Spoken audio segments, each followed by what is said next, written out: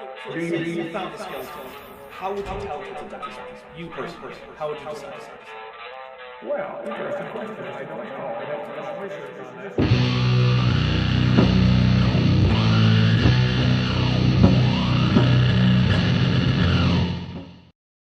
Hey everybody, welcome to Matt with Maddie. I'm here, Maddie is here, you guys are here, although I don't know how many people are going to be here because, I don't know if you've noticed, but YouTube is just kind of barely functional.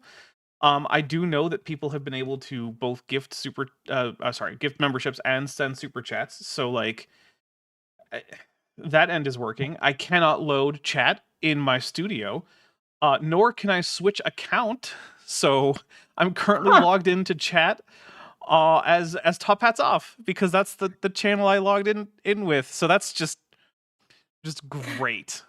This is so I can't see the stream. Yeah. Yeah. So Maddie has just no clue. So yeah, I don't know how this is gonna go. What's gonna happen is I'm gonna conduct the stream like normal, and if it seems like people just can't join, right? Basically, if the number of viewers is way lower than it normally is, which currently it's not, so we'll see. If that happens, what I'm going to do is I'm going to cut the stream a little short, and I'm just going to have an extra stream this week, in addition to the extra stream I'm already having. So it's just going to be a very, very busy week.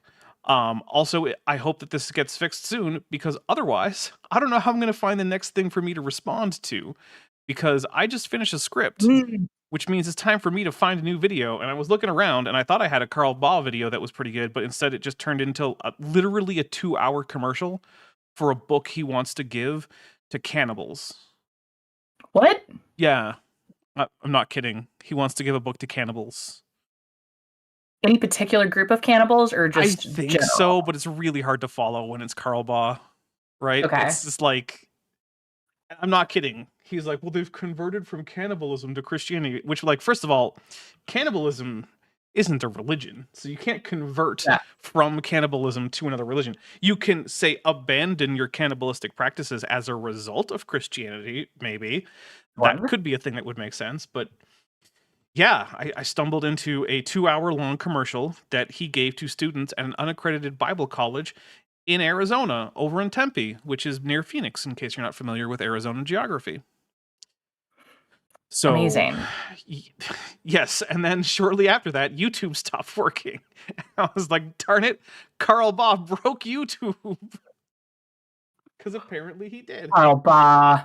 He would break YouTube. Yeah, that also, don't some culture, aren't there some folks who are like, I don't know if I can get down with Christianity. It has a lot of cannibalistic overtones. I mean, that was certainly a thing that went around in a lot of letters during the early centuries of the Common Era.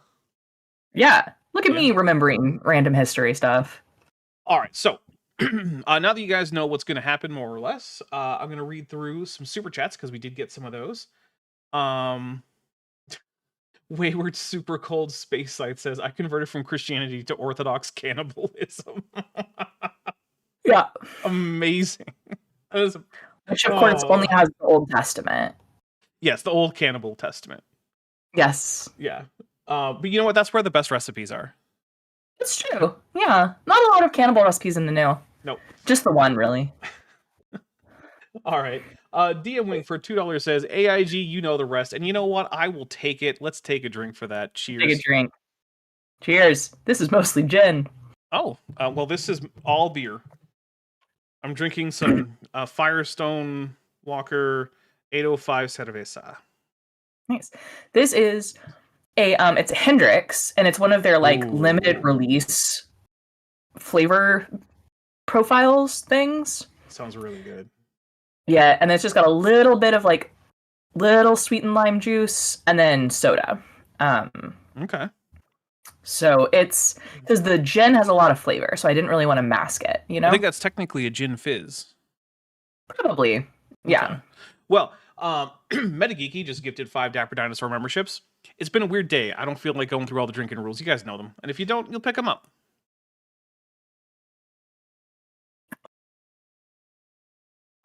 There's 5 for me. Let's be responsible. Know your limits. Don't text your ex afterwards. No. We're not responsible for that. And feel free to play along with non-inebriating substances if that is a better choice for you. Actually, just before the stream, my ex sent me a link to a Kickstarter for, I think, a comic book. So I probably will actually end up texting my ex after this. But like, you know, because she sent me. This is an ex on whom or with whom I have a good friendly relationship. We chat every once in a while. We remain on good terms. So No, my like high school boyfriend and I are still pretty much besties. Nice. Helps that it turns out he's gay. I might explain why the relationship didn't work out. Yeah, it certainly does. But you know, when you're at a super conservative Christian high school, who can tell? You're actually super righteous for never having kissed. Oh yeah, that's what it is. That's what it is. No other explanation. Oh, meanwhile, actually, on that story, which I've told this to this ex-boyfriend, and he thinks it is hilarious, right? When I say my mom knew he was gay before he did, because I had no rules about being alone with him. Oh no. I was like, I'm gonna drive out to his house that's like 45 minutes away from here, and his like no one else is home. And I was like, have so much fun, you know? Just text me when you're on your way home. Yeah. Ashley Loves Blaha, who's been a member for 11 months, sends an AIG's a bag of dicks, a Godzilla, a Mothra, a trans pride flag, a dapper, and then a the :3 emoji, or smiley face, then a winking one, then a eyes crossed or closed one, and also Ashley has asked me if I could read out something that she sent as a super chat, I believe on Saturday, because it was perfect for Maddie, but she forgot that you were going to be here today. And it is that AIG is a purse of putrid, perfidious, purposeless fallodes with primitive pan or pongene representing profligate pinhead patriarch. So there you go. And we'll take a drink. I heard that I watched that on the replay. I heard it and I got so excited. It's a really good one. It's a lot of P words. So I took 3 drinks. I took one for Ashley's super chat from Saturday, for another AIG one today, and then also for that super chat, including a Mothra emoji. Well, thank you. Jessica Transmetal Alchemist has been a member for 11 months. Thank you very much. Let's see. Oh, and she sends 5 Dapper Dinosaur memberships, so we're going to take another drink for that. Or another 5 drinks for that.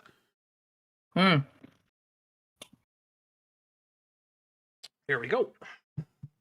I took them fast. It's the first time having this beer. I think it's pretty decent. I like it. Although if we keep on at this rate, I'm going to have to get another beer before we're like even 20 minutes into the stream. If we keep on at this rate, I'm going to have to switch to beer. Yeah. Let's see. There's a lot of trans pride flags in the chat, so I do appreciate that. Jessica, the Transmetal Alchemist, also for $2 redues, sends test. I do believe the test is working. Let me keep updating. Let's see. Eventually, we'll get to Matt, I think. I mean, if we don't, that's okay too. Honestly. Especially on a day like today where I have no idea what's happening anymore. Listen, I'm coming off a rough weekend. I'm just happy to be with some friends. Yeah. I gotta say though, I did get a lot of cool stuff done art-wise this weekend. You did. You were sharing with me cool stuff. Check out Top Hats Off when YouTube is working again, because my most recent video that I uploaded there is a little model spin of the spaceship I'm working on. It is a Warhammer 40,000 spaceship. I've actually wanted to make one of those for quite a while. I just never really got around to it. And so I actually downloaded a 3D scan that had been converted to an STL of a miniature of the ship to use as my reference. And I'm pretty sure it was a 3D scan because the geometry makes absolutely no sense whatsoever. Amazing. It's one of those things where like it's hard to get if you don't do a lot of 3D, but if you do, I open this file up and I'm like, what even is this? It's an STL, but it's clearly not actually set up for printing because it's not even a manifold mesh. And like the way it's not manifold just doesn't even make any sense. And it's just like, oh. And by manifold, I do actually mean more or less the same thing that mathematicians mean. Just a surface? No. A continuous surface that is locally flat, but has some curvature value at a global scale. Okay.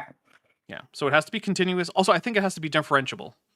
It's a continuous differentiable surface that is locally flat with a global curvature. Although I don't know how you would have a locally flat but non-differentiable surface. Like that doesn't seem possible to me. But then again, I'm not a mathematician, so like, the heck do I know?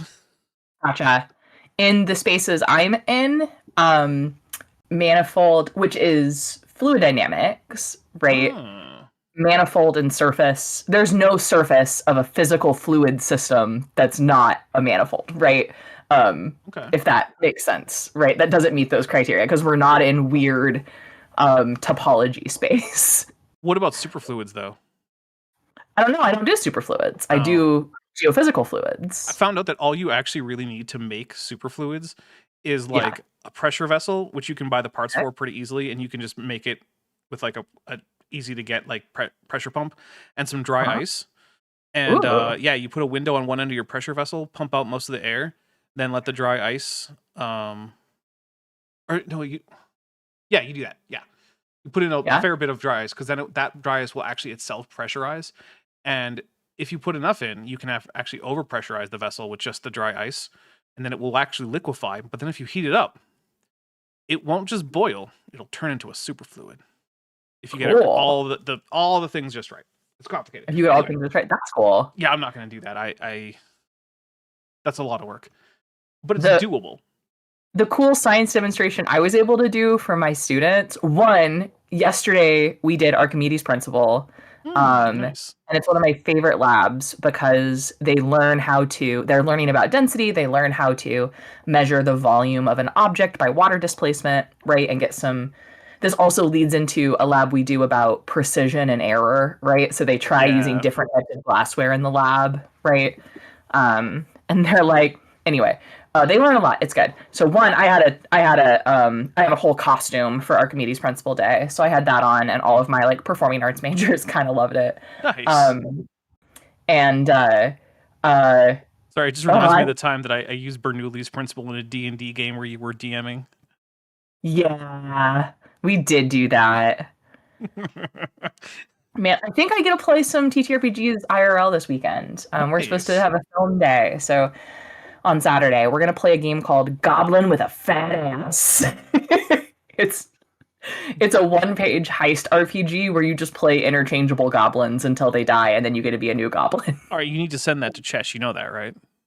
Oh, you're right. I do. Okay. That'll be good. Yeah, just I don't know when that one's gonna air on OK Roll. Dapper, did I tell you on OK Roll? I'm stalling, but over on OK Roll, I now have it's not just me anymore. There's 3 other people who are involved, and I think I've officially handed off all post-production responsibilities, which was the big bottleneck, and also that's the main thing I learned at Dungeon Master University for doing my career track stuff. Was I got to do a little 2-hour masterclass on making a podcast with Clint McElroy, which was really cool.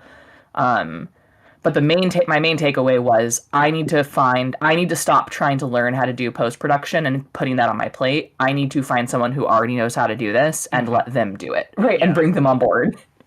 All right. So let's see. Lieutenant Matt the Navigator, who's been a member on the channel for 13 months, says YouTube is currently about as functional as Crudo Mateo's brain on a day. On a good day.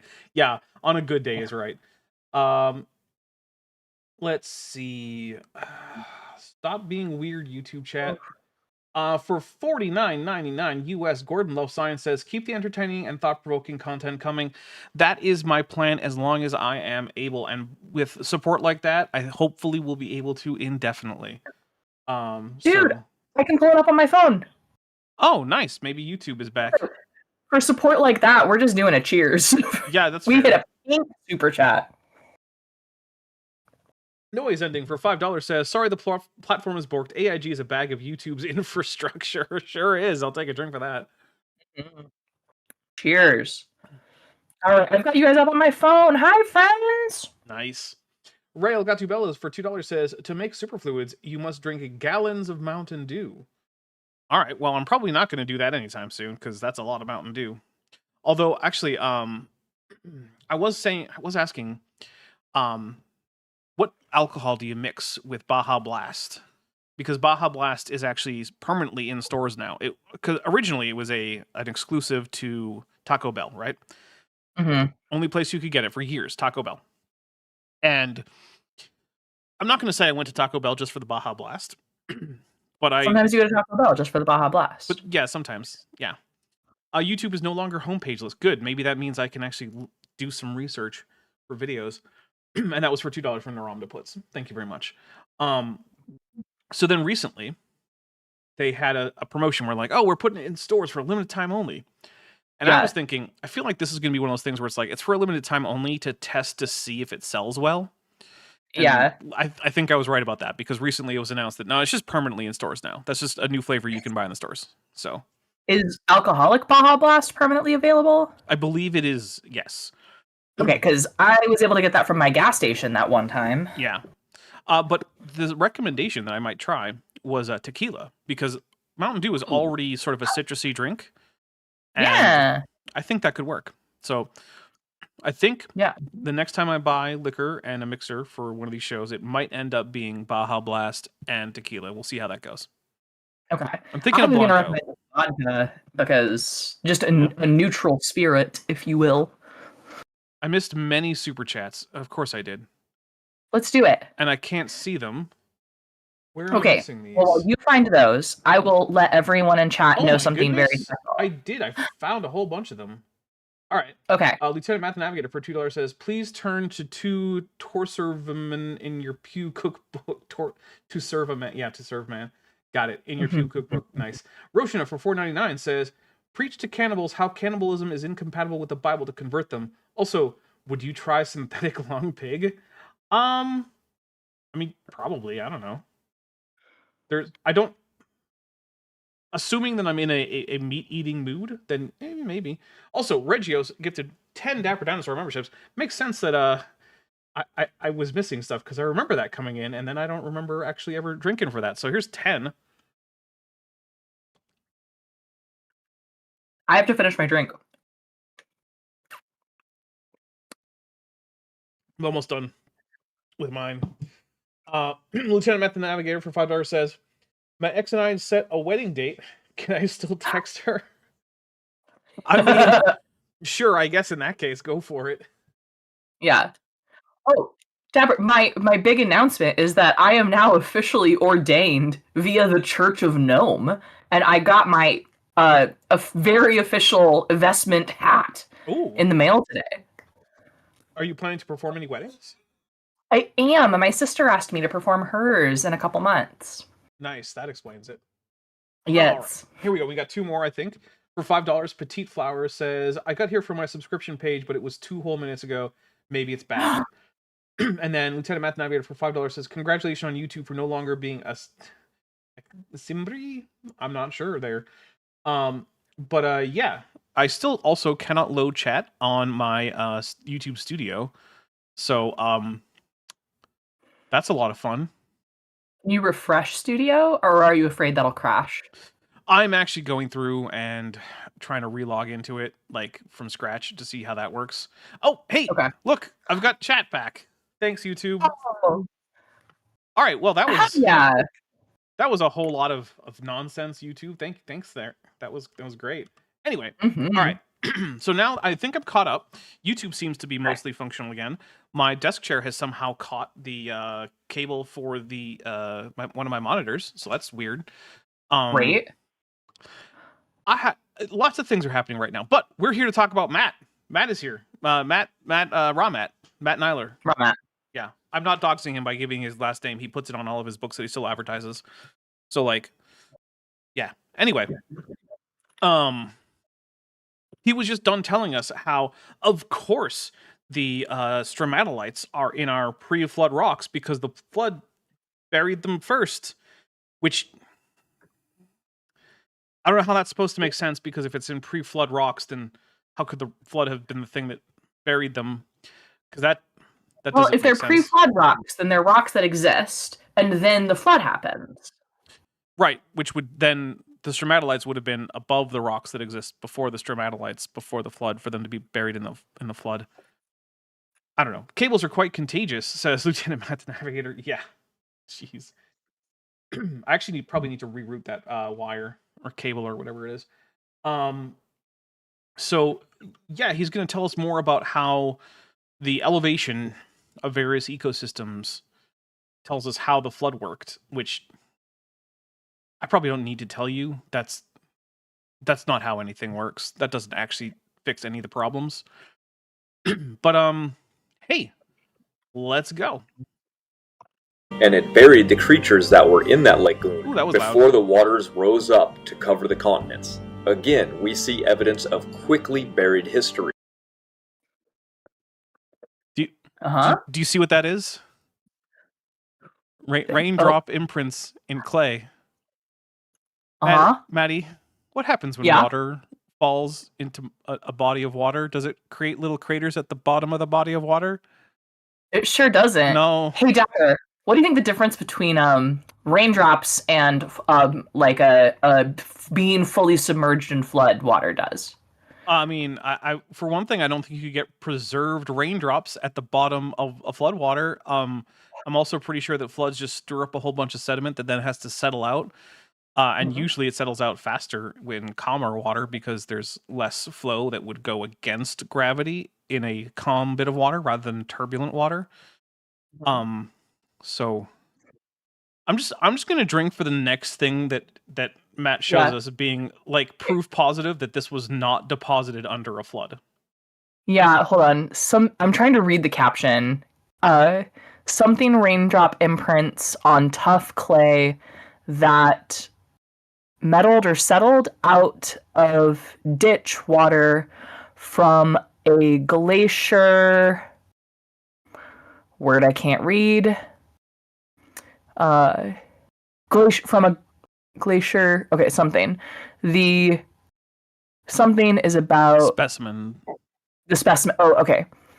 Is about 10 centimeters. And you know what you don't get during the flood? Glaciers. Yeah, that's also jeez.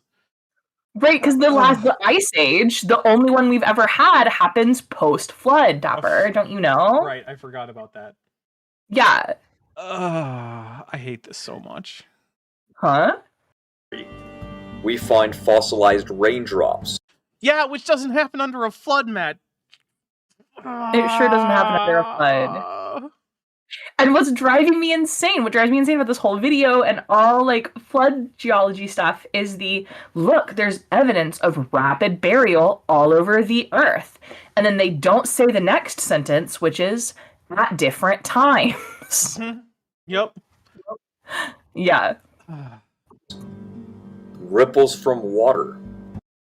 Okay. Hey, I do will you say think that a violent flood is going to preserve that? So actually, yes, but there's a problem with that, right? The bigger and more violent the flood is, the bigger the ripple marks tend to be. Which means that this probably isn't a global flood. In fact, actually, we have some catastrophic biblical scale flood ripple marks in the United States, up in Washington and Oregon, in an area called the Channeled Scablands. And the ripples are so big that the only way to tell that they're ripples is from an airplane or from a topological map. Because when you're standing there, they're just gentle sloping hills. Yeah, so that's the kind of ripple mark we would see worldwide if there were preserved flood ripples from a Noah's Flood worldwide ripple. And we would expect to see them in maybe the same rock layers. Yeah. Hey, Dapper, did you know that there is in fact a feature that we find globally across the whole Earth that all occurs in the same rock layer? Like, so it occurred at the same time? Is it an iridium layer at the Cretaceous-Paleogene boundary? It sure is. Whoa, it's like I've done this before. Oh, it's like we would notice if there was global evidence of a catastrophe. Because we did. Because there is. Yeah. It's just not the one Because Matt we did wants it because to be. there is. Yeah. Because iridium. Right. I've heard young Earth creationists say with a straight face, well, that's probably just a volcano because the volcanoes in Hawaii shoot out iridium. And I did the math on that. And you would need several thousand volcanoes erupting all at the same time with at least that much, and you would barely get to like within an order of magnitude of the amount of iridium that would have had to fall. I can't even begin to express how bad young Earth creationists are at math. I got a comment on a video of mine from, years ago now where I was trying to understand hydroplate theory, right? And the comment I got was like really disappointing. She doesn't seem to even try to understand it before she goes in debunking it. And I was like, the title of this is trying to understand hydroplate theory, and no actual model is presented. It's just a wild idea that is not science, but is like science fiction, right? Yeah. It's like, write a great fun science fiction world where this happened, right? And then think about the fallout for the populations, and you can write a cool story about that. But that is not any type of scientific or mathematical model because there's no numbers to back it up. Mm-hmm. Well, that's because I've run the numbers. They don't make a damn bit of sense.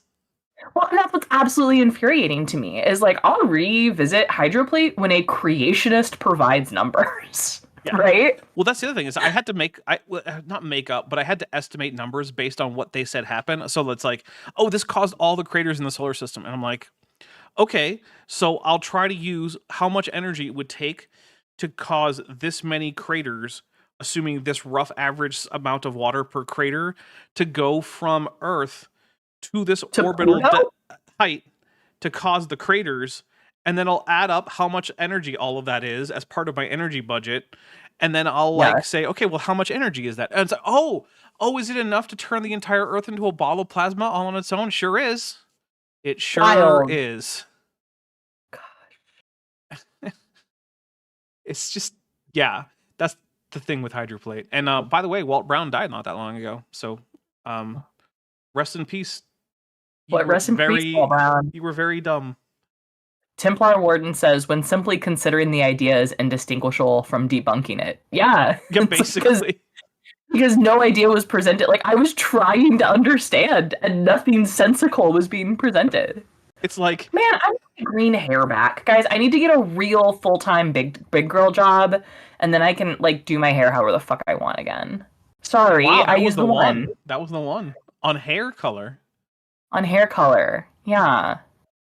I mean... Maddie, you could probably just make a wish list for hair, bleach for your hair and some hair dye, and we could just probably get that for you. No. Sorry, it's not the cost, right? It's the I would do that. I would bleach my hair and dye it green, but it's the I'm actively applying for big girl professor job. Oh, yeah, and you want to do that after they've hired you, so that way it's harder to fire you. Yeah. Yeah, but you get the job with the normal hair color. I get that. Yeah. I'm growing out my undercut. That's how committed I am to getting a big girl job.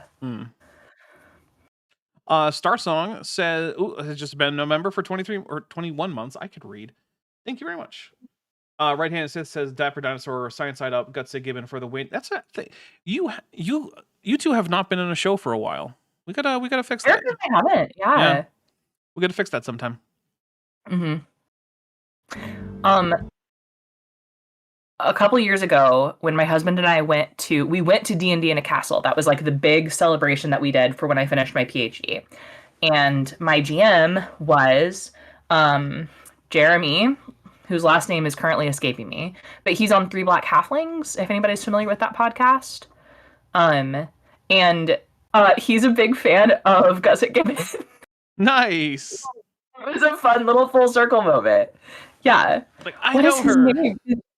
He's a great guy and a great GM. I'm sure it'll come to you. I'll play while you think about it. Footprints going through geological layers of time that would be impossible if these layers were laid down over millions of years. No, Matt, it's only possible if they were laid down over a long time. Not necessarily millions of years, I'll grant you that. But floods. Is his claim that that's a trackway? I mean, I don't actually know that that's the trackway. I can't say for certain. It's a depression. It could be a track. It's not impossible. Wait. But I'm I'm a Google. I don't believe that that's a trackway. I don't think that's possible geologically because of the full banding rate. Do you see how that's like? Yeah, so that would have to mean that it happened while all those sediments were wet if it is a trackway, which it doesn't look like they were because there's very defined layers between Strata? them. Strata, yeah. But also, floodwater characteristically erases ichnofossils. You know what kind of fossil a trackway is? It's an ichnofossil. It sure is. So, no, Matt, you can't get preserved footsteps like this. Also, just think about this, right? Okay, so here's the idea of the flood. The flood lays down some mud, I suppose. A dinosaur or whatever steps in it. And then what? The flood lays down more mud. You know what happens if you step in mud and then you pour more mud on top of your footprint? You just get mud. You don't get a preserved footprint. In order for a footprint to preserve, whatever it's preserved in has to dry out and harden enough such that whatever comes on top of it doesn't just meld with it. And also, whatever falls on top of it, in order for you to see that, it's going to have a different, probably softer hardness so that it can wear away while uncovering the footprint. Like, the reason that we have such good footprints in, say, Biloxi in Texas is because the overburden on top of that footprint, or those footprints, is significantly softer than the stone that has the footprints in it. I'm just going to hit play. Mm-hmm. All of this evidence proves Noah's flood. No, it disproves Noah's flood, Matt. With the possible exception of ripple marks. I'll just hand you that those are not incompatible with Noah's flood, even though most of them actually are. I'll just give you that one. You're still 1 for 3 at best on this. Lieutenant Math Navigator for $5 says, just think about this. See, that's where you lost Matt. A good point. Matt can't think about things. Yeah. It does seem like YouTube is pretty much back. We even have, looks like people are making it into the show. Nice. Yeah. I'm having trouble. Yeah, I couldn't track down that image. So Googling the name 2016 in geology, get nothing. So Not shocking. not shocking. Yeah. Now, see, one of the problems is Matt doesn't know how to cite things, right? Like, Yeah. do you remember that he made that? He made what he called a paper, and then he put it online with what seems to be a fake DOI, and also with the PLOS One, which is a peer-reviewed journal heading, making it look like that it had a real DOI and had actually been published by PLOS One, which is what we call in the biz academic fraud. Yeah, It sure is academic fraud. He cited a whole bunch of, he pretended to cite a whole bunch of things by putting last name, et al. Year, right? Which is great if you have like a list of cited works later that you can reference. He didn't. He didn't have that. So I only checked up on one of them because he did a who was it? It was a Nathaniel Jeanson et al. With some year. So I checked. Nathaniel Jeanson only published one work that year. It was a book. It was Replacing Darwin. Okay. And that book had no co-authors. Do you think Matt doesn't know what et al. Means? He doesn't know what et al. Means. I think what he thinks it means is just the thing you put after the name on a citation. But that's what it is. It doesn't actually carry any inherent meaning. It just indicates to you that this is a citation. It's fancy. Yeah. Yeah. Yeah. So it's an abbreviation for a Latin phrase that means "and others." Yeah. Which means that you're citing more than one person, but you're only putting the name of the lead author because it's easier. Because many papers have like dozens and dozens of names. Yeah. Yeah, Lieutenant Math Navigator. If there's like more than 3 authors, if there's 2 authors, put both their names in there, right? If there's 3, maybe put all 3. 4, 5, 6, whatever. Et al. First author et al. Yeah. Lieutenant Math Navigator for $2 says Bro et al. 2026. Yeah, that is a raw Matt style. Yeah. So I think this is before raw Matt learned that some citations have et al. And he just put a name and a year as if that was sufficient.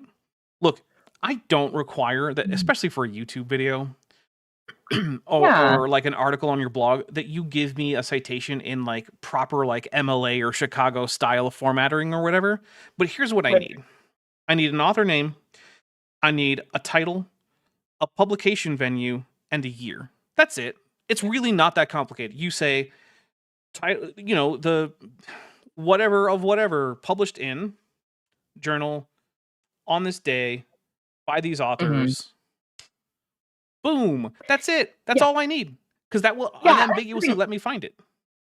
Yeah, and that's the thing. That's like that image that I was trying to look up. It just said copyright, and so I don't know. But he was using the image to make a scientific claim, which means if you're going to do that, it should be in a published journal, right? And that's not that's not a way I can figure out where that image comes from. Right, because that also could just mean that like his buddy took a random picture of some rocks somewhere someday, which and he drew on it. Okay, Yeah. okay. I mean, that doesn't mean your buddy didn't take those pictures, but that I don't know what to do with that. I don't know where to go to check on that.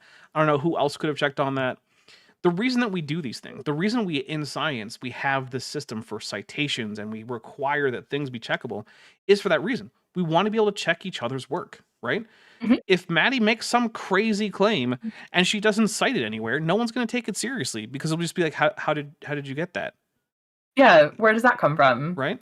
So, because as like your scientific work should be able to exist independent of you, right? The one presenting it. Right. It shouldn't depend on you. Exactly. I'm either saying, here's things other people have said that support my argument, or I'm presenting results of work that I happen to have done, but it's these results that support the point I'm trying to make. Right. Right? I'm never claiming anything, right? Not really. I'm saying, like, here's established literature, here's the new thing I'm trying to say, but rather here's all of the evidence for the thing I'm trying to say, right? It's the passive voice in science is like it carries a lot of weight, right? And the fact that we use it, even though that's like in English considered bad grammar. But we're like, no. I can't claim that any of this is true because of me, right? Yeah. Lieutenant Math Navigator for $5 says, "Oh no, he's citing Almondo. The copyright has spoken." Oh no. Yeah. Man, if Logic hadn't done such a good job covering Almondo, I think it would be fun to give it a go. But like, there's no point. He's covered it way better than I would likely, or at least as well as I would do. Yeah. And I mean, I don't know. Like, Logic arguably had the like definitive Kent Hoban debunk, but that doesn't mean other people don't have stuff to say about Kent Hoban. He did for one of Kent Hoban's videos, just one of them though. And there's just so much more Kent Hoban out there than that one video, because he only covered Kent Hoban's video, 100 Reasons Evolution is So Stupid, which much like the video 200 Proofs the Earth is Not a Spinning Ball is very dumb and very repetitive. Amazing. Yeah, which is like Kent Hoban. Well, yeah. And now I'm trying to remember who's Eric Dubé. That was Eric Dubé's 200, or it might have been 201. Doesn't matter. Proofs that the Earth is not a spinning ball. Most of which just came down to, we see too far, in which I lie about where a picture was taken and who took it and how far it could see, or like how planes fly though, but we repeat it like 14 times. Gosh. Yeah. It turns out that when you actually count out the number of unique claims in those 200 proofs, it's like less than 50. Amazing. Yeah. Dapper, I need to go get a little more to drink. All right, well, you know what? We'll take a quick early break. I will grab myself another beer, and we will be right back. In the meantime, please enjoy this teaser from the upcoming Star Trek game that will hopefully be on Friday. Yay!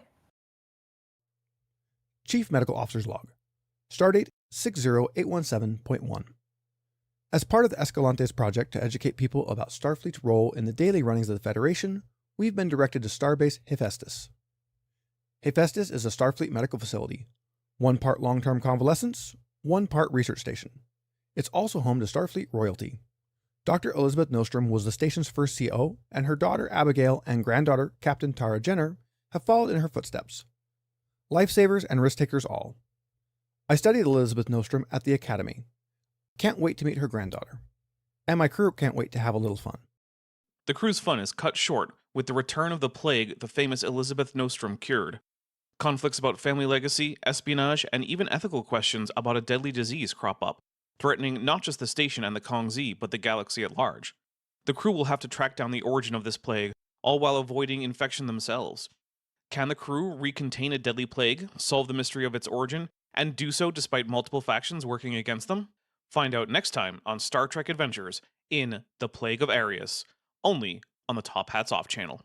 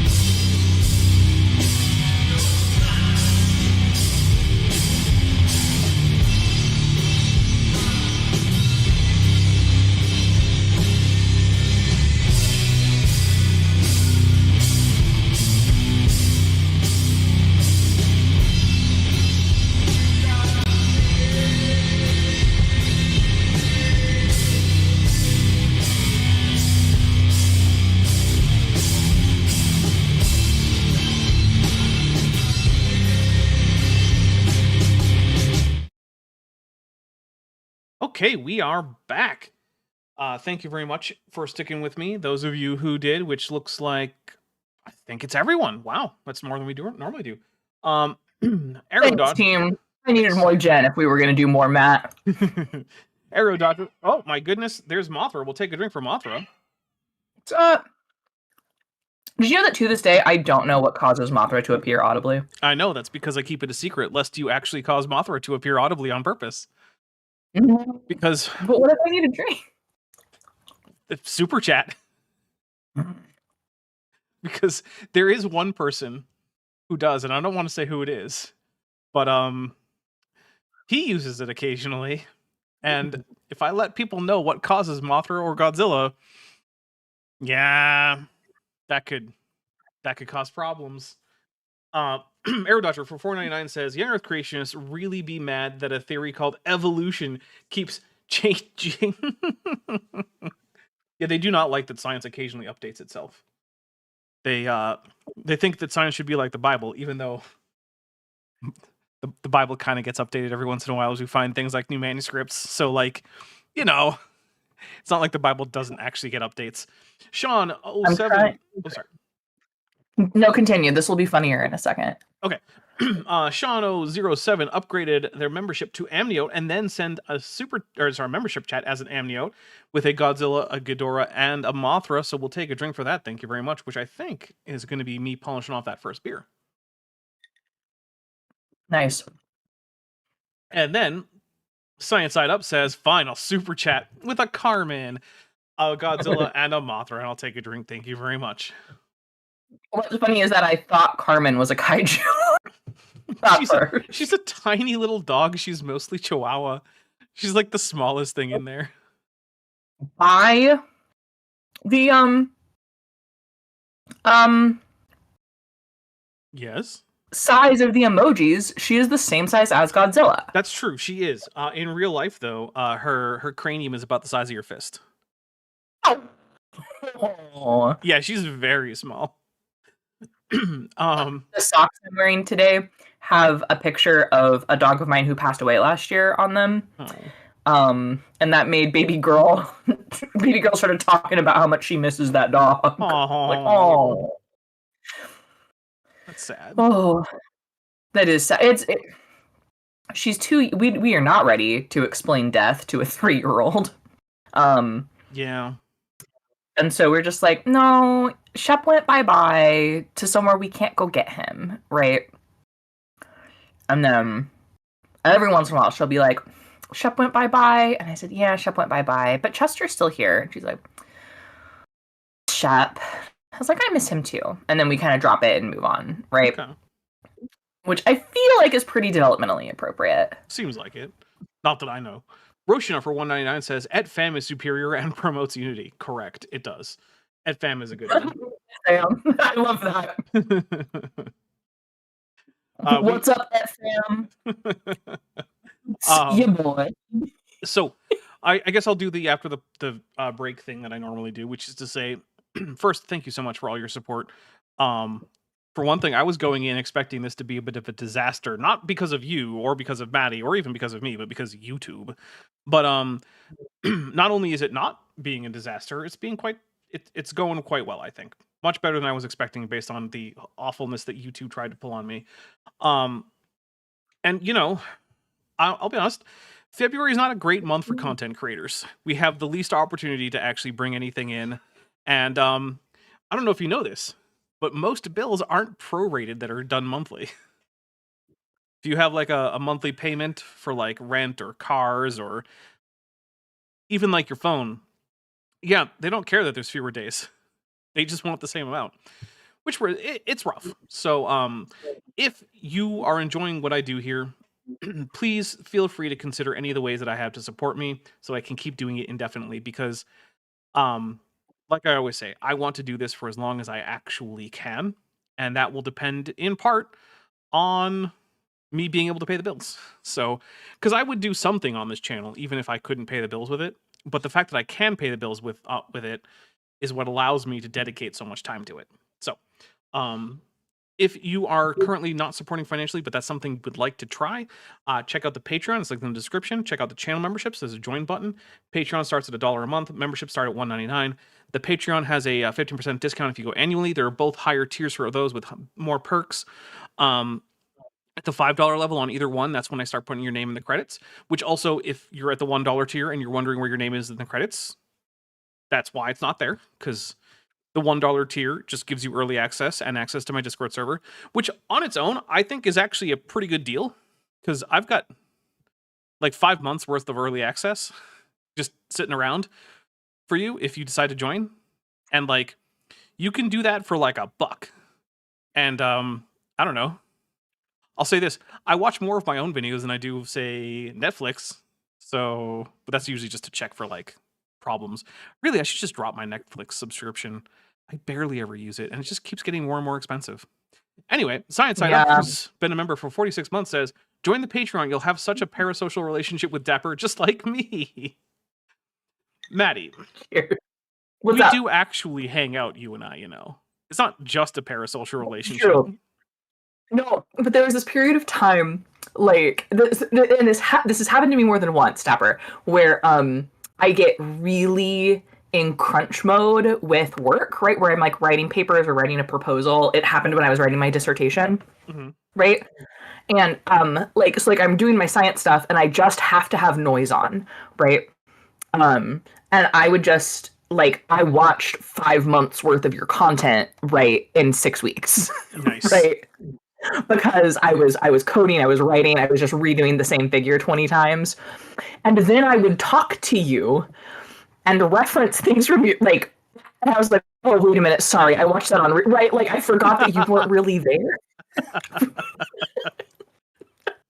That's okay, it happens. Yeah, that's happened to me more than once. That's also what I realized. One of the first times I, like, got to hang out with Kip, was like, wait a second. Do I know you or do I only know you parasocially? And he laughed really hard because he was like, I feel the same about you though. Nice. I was like, okay, close enough. Joshua Geese for $5 says sheep it with a bunch of sheep. Yeah, okay, I will announce. We'll talk about sheep it. So sheep it is how I get my renders done, both for this channel as well as any other like sizable animations that I need to do.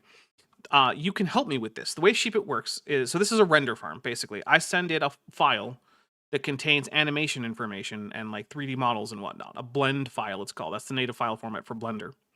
And then they send out that blend file to people. And those people render frames for that project. Because, you know, an animation is made up of individual frames. And so the way that my frames get priority is based on how many points I have.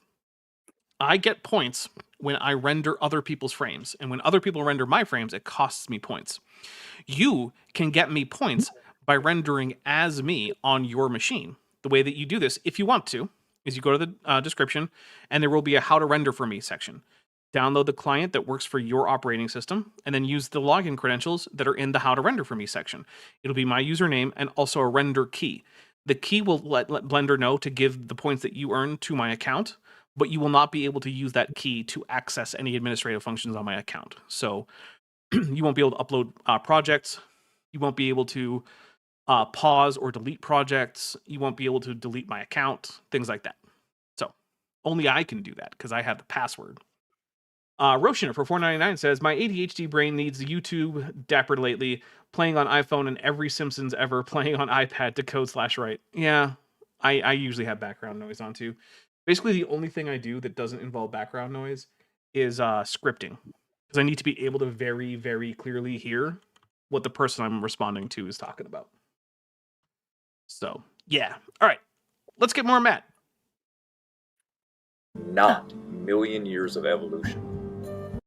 Well, okay, Matt, I'm going to point out that geology, the actual formation of the rocks, is not super concerned with evolution because that's a biological process. And rocks are not really biological. They're mostly inorganic. So I feel like you're falling into that normal creationist trap of thinking anything to do with the science that you don't like is evolution, but like that's not true. Also, Maddie, we're getting towards the halfway point of this video. Amazing. Yeah. It's only been 6 months? I don't know. More than that. It's gonna be like the year of raw Matt. Jeez. Yeah. You see, Charles Lyell invented the geologic column. Well, he described the geological column. It's right there. You're looking at a whole bunch of it. Yeah, you're looking at it. You're looking at a big chunk of it. It's right there. He gave it a name. Yeah. It is actually a pet peeve of mine to couch scientific terminology or discoveries as inventions. Yep, mine too. Right? Which is why I'm about to drink for it. Yeah. Okay, I'm gonna take a drink for that, and then I'm gonna rant about why I think that's dumb. Okay. Sorry, I didn't put the lime juice in this version of this drink, and it's really good. There's a lot of really lovely botanical flavor in the gen. Nice. Anywho, so here's why I don't like that. Because that's like no one invented gravity, right? That's not a thing a human made, right? It is a thing that through the scientific process we came to understand and were able to describe mathematically. So like engineers invent things and scientists discover things. It is the biggest, most basic way I can kind of like explain the difference between those, right? Engineers are gonna like, oh, okay, now I know how gravity works, and so I can put numbers to that, so that helps me build a rocket, right? But like, that's not what scientists do, right? Just because we label something, we observe something in the natural world and give it a name, that's not an invention, right? That is, you can't talk about something and you can't understand something if you don't even have a name for it, right? That's like the first step. And so coining. So I don't even know if this is what Charles Lyell did, but like Charles Lyell coined the term geologic column, and that's a very different vibe than invented, right? And so that word invented, that's like some very intentional rhetoric.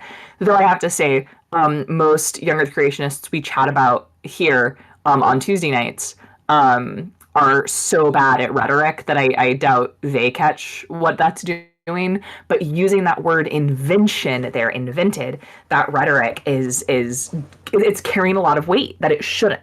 Right. It implies Anyway. that this is a thing that didn't exist until Lyle, and that it could just cease to exist if we stopped talking about it or using it, which isn't true. I mean, it's physically the rocks of the earth. They're right there. They would exist regardless of what people think or talk about them.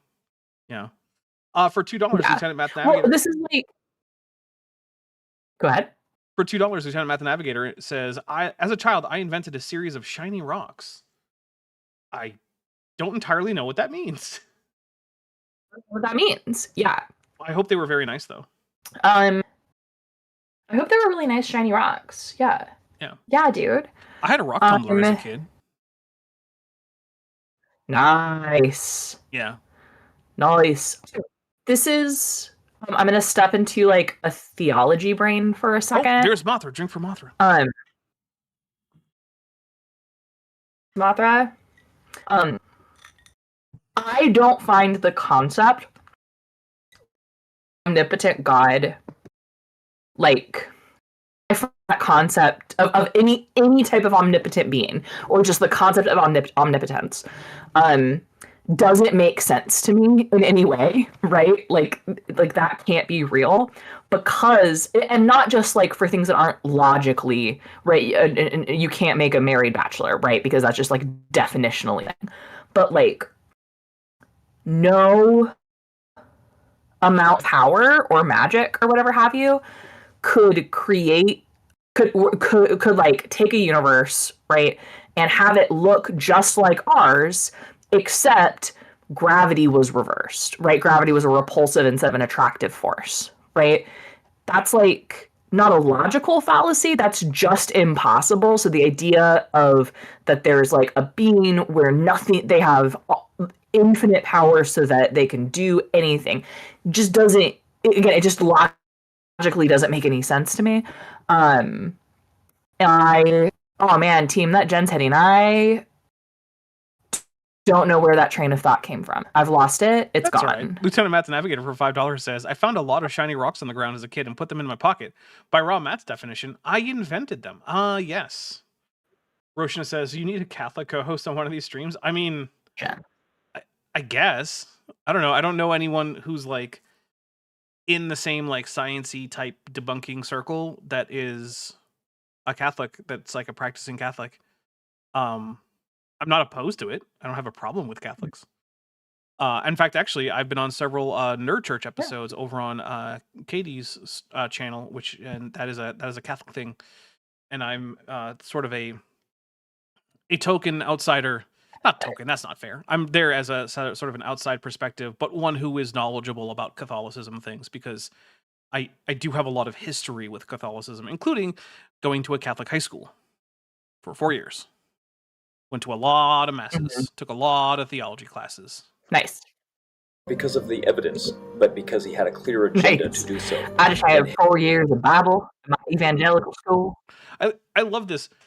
Lyell apparently invented the geological column, the physical thing that you can see that we're just formalizing into a list of layers.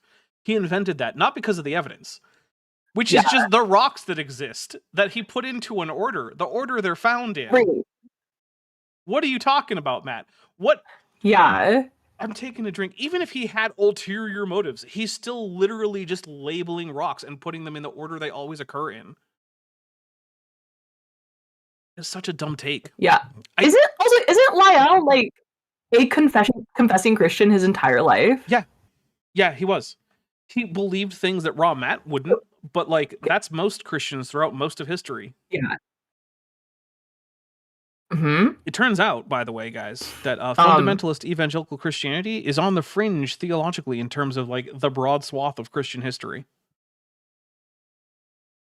Right? Yeah. wild. Like really on the fringe. It is not typical Christian theology or practice or anything. His words, it was to free the science of Moses. Nope. No, he did later say that he wanted to free the science of Moses because here when he says Moses, he's using this as a stand-in for just the Torah and most specifically Genesis, right?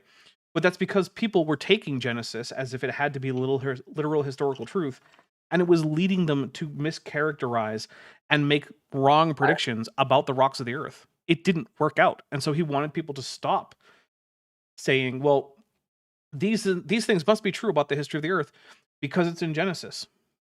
Not because he wanted people to stop believing in God. Again, lifelong Christian, was a theist the whole time. But because he knew that taking those sections literally was wrong if you want to take them as literal history. And that's a pretty common Christian stance, is to say, no, those things didn't happen. It's not that unusual. Even Darwin acknowledged the inconsistencies of geology. With what? Wait a second. This citation says this was published in 1971. Oh, okay, good. At least at the top it says 1859. Gosh, okay, cool. Oh, he's looking panicking for a minute, thinking that they were trying to say that. He's giving us the printing date of this edition that he pulled this from. Yeah. Okay, that's okay. That's fine. Yeah, especially since he's using a page number. This is actually a decent citation. I just panicked for a second because I was like, actually, this is such a decent citation that I suspect that Matt is not the one who made this slide. This actually looks like a Hovind slide. It has that It has that thing where like just randomly some part of the text is given a different color, which is a Hovind thing to do, right? Because he thinks, and he might be right, I don't know, but he thinks it draws people's attention to the slide as a whole if some part of it changes color. Maybe he's right. Again, I don't know. I mean, you know what? It works with thumbnails, so he probably is right about that. And then like Kent actually, when he bothers to cite something, usually does an okay-ish job of it when he bothers. I feel like you were about to say something. I'm sorry. So how this is being presented in this presentation, that this is being presented as a smoking gun for the geologic column, not real. When what this says, if we read it, is that in 1859, the fossil record was much less explored because we hadn't done a lot of geology yet. Yep, which is true. It was in 1859. Lieutenant Math Navigator for $5 1859, yeah. Lieutenant Math Navigator for $5 says, very few Christians have believed that heterotrophy is optional for humans too, to continue breathing. Yeah, that's true. That is a very unusual belief for a Christian, and yet Raw Matt has apparently held that position because Raw Matt claims to have been a breatharian, which... I'm sorry, once you're a breatharian... What is heterotrophy? Oh, it's eating other organisms to survive. As opposed to autotrophy, which is where you do not consume other organisms, but you make your own sugar through various chemical processes. In the case of plants, involving light. Although they still take in non-living matter. One alien on Farscape. Sorry? Like that one alien on Farscape, who's a plant. Oh yeah, you're actually kind of breaking up a lot. You might maybe hang up and come back. We'll see if that happens, if that fixes it. Okay. Yeah. Pega Jace, the Darwin mythicist for $5 says, not enough phone numbers for a Kent citation. Okay, you have a point there. Kent sure does love phone numbers. And okay, Maddie dropped out, so that's doing what I'm expecting. Let's see if she joins back in. All right. I can hear you. Okay, don't mind me. I'm here. Is that... You're not cutting out as far as I can tell, although your video is still choppy. But whatever, that's fine. He admitted not seeing what should be expected. I can, if I start getting choppy... Oh, and then you got super choppy and was very badly desynced. I don't know. Everywhere. Stephen J. Okay, Gould I'm going to turn off my video for now. Okay, that seems reasonable. Sorry about that. All right, so No worries. let's back up just a second to see what Stephen J. Gould had to say. consistencies of geology. He admitted not seeing what should be expected everywhere. Stephen Jay Gould admitted the same thing in. Okay, I'm going to take a drink for this because we all know where this quote mine is coming from and what Stephen Jay Gould had to say about this. So this here is talking about transitions at the species level, right? Because Stephen Jay Gould's whole thing was trying to explain why it seems like we have really good transitions between like orders and classes and families. But like when you get down to like, okay, where are the fossils linking like gray wolves, golden jackals, and like coyotes, right? Where are those? Or like also like say like the Arabian wolf, or like there's a wolf in East Africa. It's like in some of the mountains.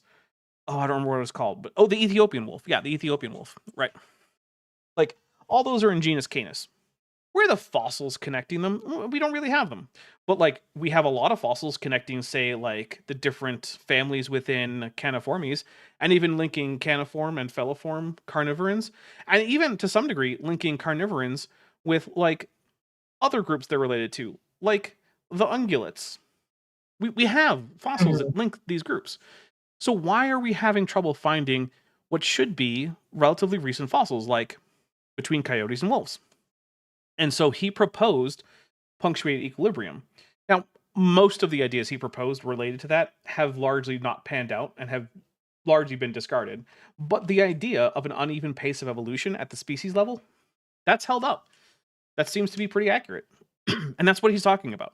In fact, later, after creationists started quote mining this very specific quote here, he later said that he was really tired of creationists misusing this quote because he said that there were in fact abundant transitional fossils at and above the family level. And that he was specifically talking about species level transition, which is the kind of evolution that creationists accept anyway. Right. And also, I mean, this was also written in 1980, this paper, right? And so I am not a biologist or a paleontologist or a geologist, or anybody that deals in this, but my understanding is that our, like, the fossil record and the completeness of it has dramatically improved in the last, like, 50 years, right? Oh, yes. And so my understanding is that, like, a lot of the problems at the root of this, the idea that like species evolution happens at different speeds, right? Like, sure, that seems pretty intuitive, honestly. But like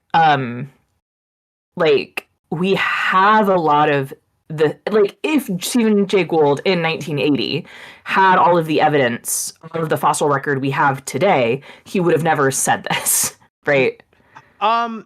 He might have phrased it differently, but there is still the case that at the species level, transitional fossils are harder to find. But I mean, that's fair, isn't it? Because isn't that partially like, because the differences are so minute, it's just hard to tell? That is part of it. A lot of it is also what he said, which is that species often form as a result of a relatively small population entering a new environment and then adapting to that environment while also having a lot of changes due to genetic drift because of the founder effect. Which means that period when they're morphologically transitioning is relatively short in terms of like geological time, which means we're less likely to find those fossils just as a result of them not having existed in that transitional state for very long between species like the jackal and the wolf, right?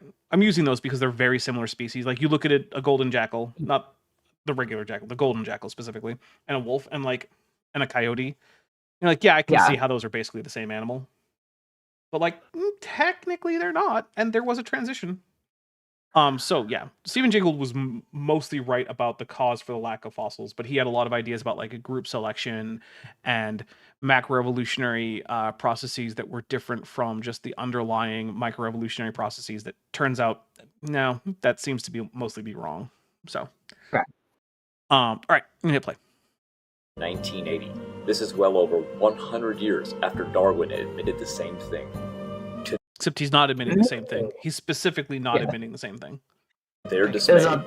Yeah. Now, I'm not going to say Matt is lying about what what Gould said. What he's lying about is having read what Gould said. Because I don't know if you know this, Maddie, but creationists have made books that are just a list of quote mines with the citation for the quote mines, some of which are actually just the wrong citation because they don't care. And so creationists can just look at this creationist book full of out-of-context quotes, only most of whom are accurately cited, and then just put them in their own works. Great. That sounds like academic rigor to me, if I've ever heard of it. Yeah, if it were found out that you were doing that in like a degree program in a real university, you would be never passed my general. Yeah, you would be in some serious trouble at that point. Yeah. When you put a citation into something, it means you read at least enough of this work to know that the author says what you're saying they say. Right? So like at least you would read like that paper, or if it's like chapter 10 from The Origin of Species, at least you would have read chapter 10, right? Maybe you didn't have to read the entire thing, but at least read chapter 10. Right. And you read the part that's relevant to you, right? And creationists frequently have not done that. In fact, actually Robert Carter recently did something like that, where he reproduced a table from another creationist, and he cited the original source of the table. The problem is that the creationist he actually copied the table from had accidentally deleted an entire table or column off the table, but also shifted the numbers over so that they no longer made sense because they were on the wrong label. Right. And Robert Carter just reproduced that wrong table, and then he cited the original paper because Robert Carter didn't bother to go look at the original paper. He just trusted his buddy. The problem is his buddy's a creationist, which means he's incompetent or a liar. So Yeah. Great.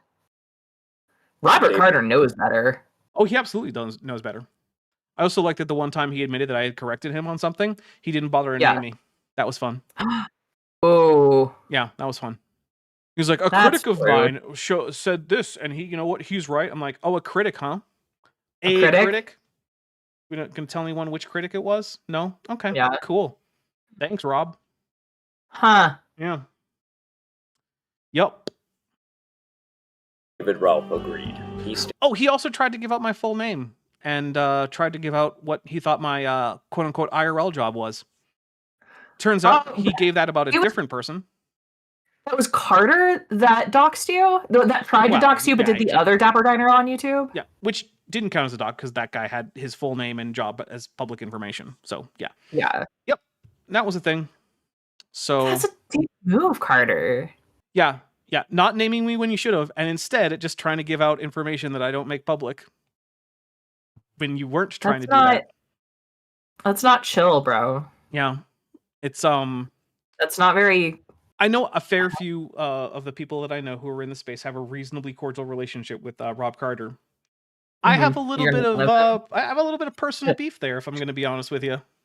Fair. I will say this: Robert Carter has some of the best filming locations I have ever seen on YouTube ever. I do like his dad kayaking videos. Oh yeah, like he's almost always someplace really cool, like either a cool like clock shop or out in some really nice nature or something. Like, I'm not going to give Robert Carter much, but my God, he picks great places to film. So like, hats off on that one. He really does. I'm jealous. I don't have easy access to as many varied locations as he apparently does.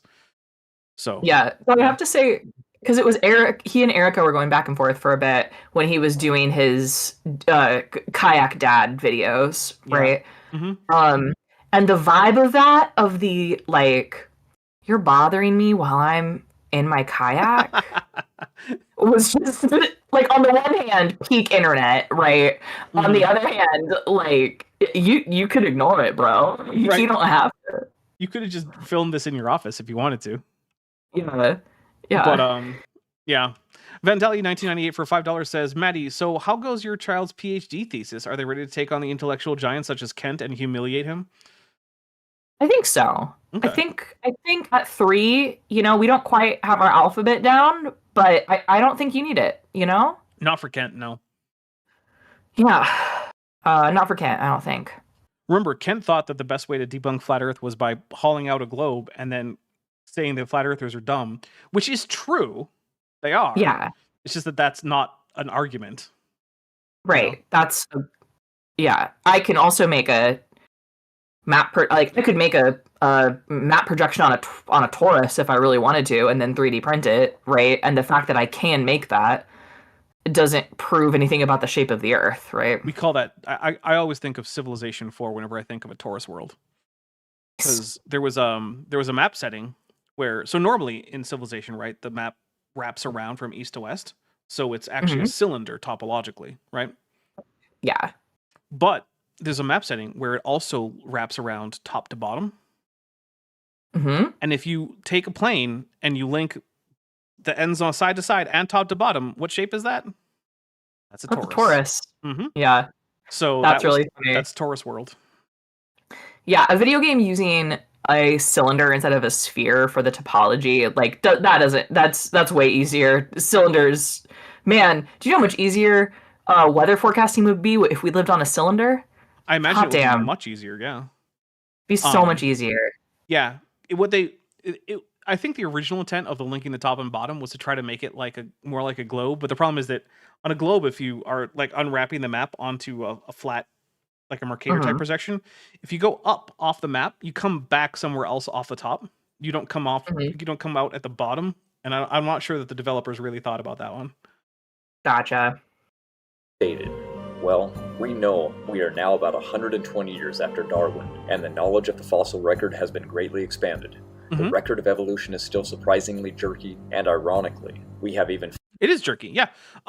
For one thing, fossilization is rare, and it is not as likely, it's not like equiprobable across all different environments, right? So for one thing, we have virtually no fossilized forests, and that's just because forests tend to rot organic matter way faster than they can be preserved. Our right-handed Sith, who's been a member for 34 months, says, especially when we know the Earth is an icosahedron with a Mothra, and we'll take a drink for that. Nice. Nice. I was going to say, and that, my liege, is how we know the world is banana-shaped. And yeah, look, there are a lot of fossil sequences I would love to have that we just don't have, right? And it sucks, but like, that's just how it is. That's just reality. We're not ever going to have a perfect fossil record. What would that mean? It would mean every single individual was preserved. We know that isn't how it happens, right?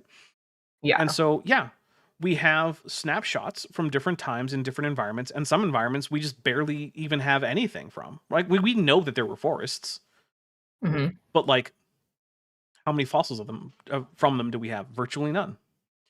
What are you going to do? I don't know. You do what you have.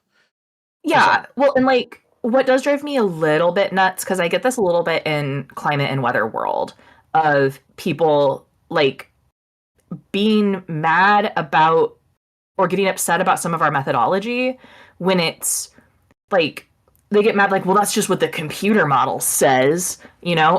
I'm like, yes, because we have one Earth, and how would you like me to experiment on the Earth, right? Like, right. So like people get upset at certain fields of science when we're like, oh, hey, we don't have a lot of data here, so we did something really clever to be able to figure out a lot of stuff based off of the limited data. Yeah. And then people just go like, haha, see, they admit it. They have limited data.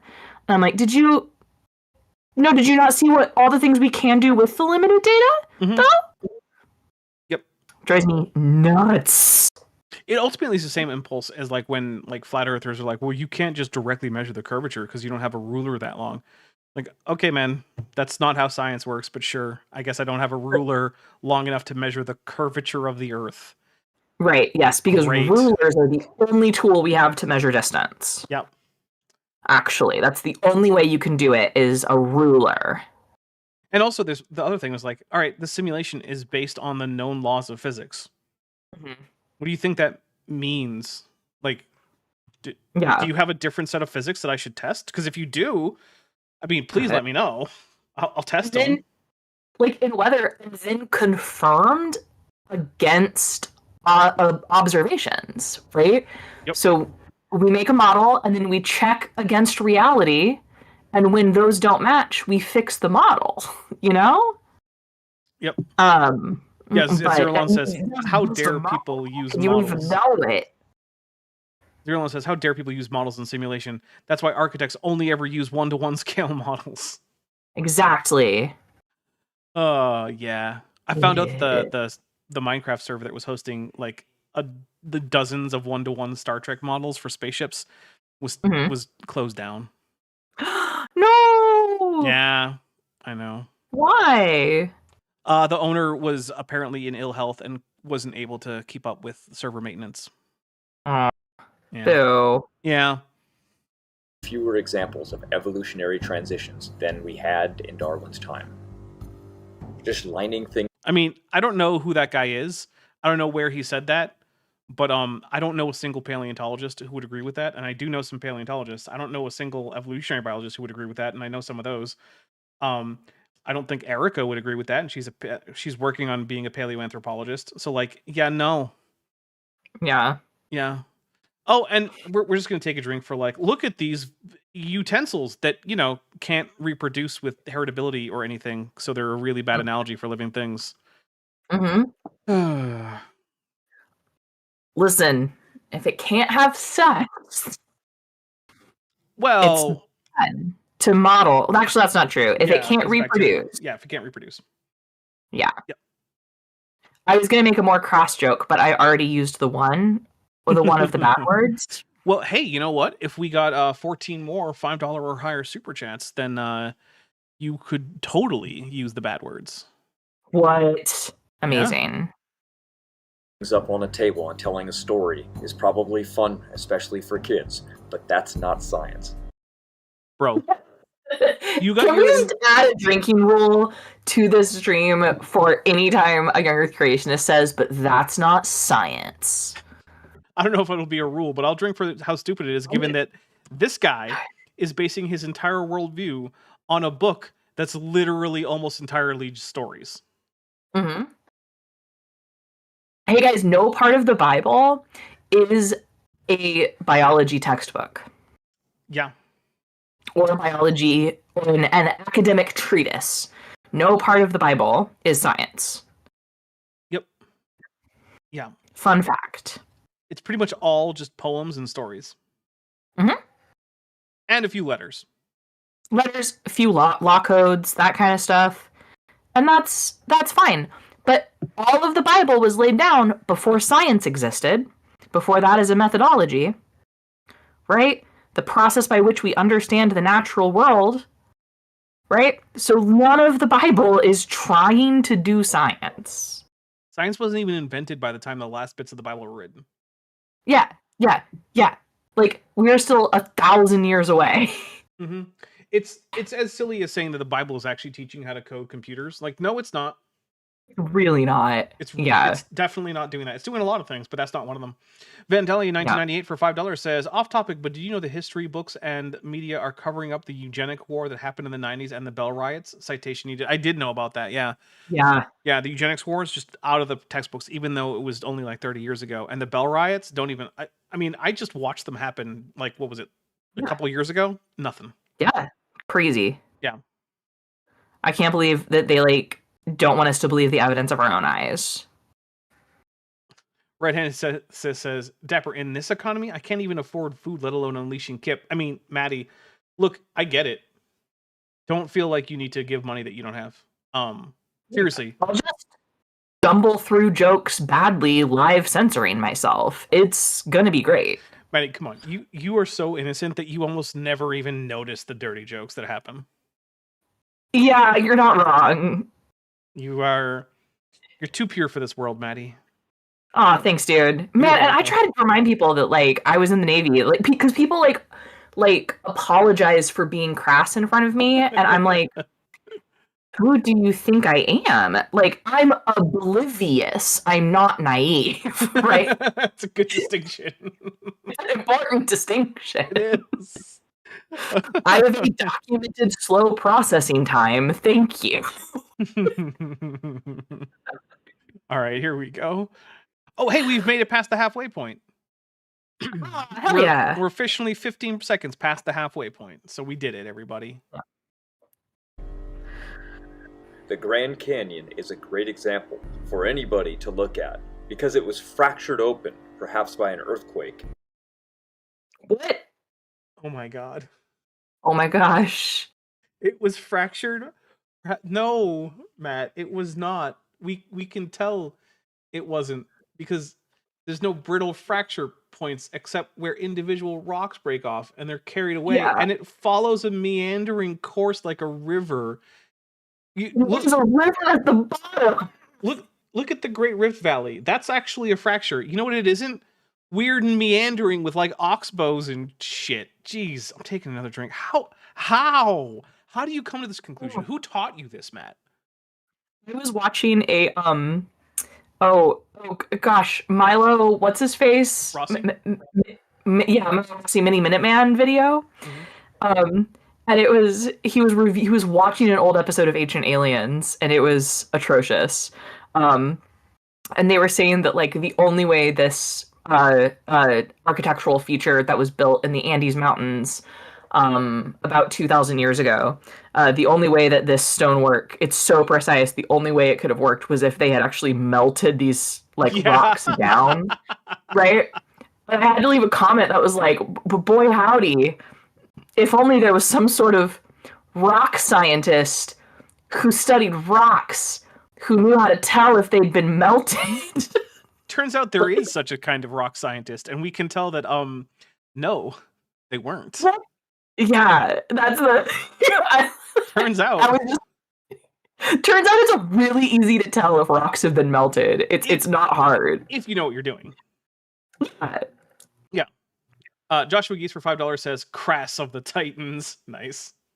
And then Lieutenant Matt the Navigator for $5 says, I really want to see Matt and Roger argue over how the geologic features formed. That would be hilarious. We need to find a way to like infiltrate Raw Matt's like inner circle and then get him to engage with Roger from Mud Fossil U. That would be amazing. Oh man. But actually my favorite thing about Roger is not anything he ever claimed about rocks.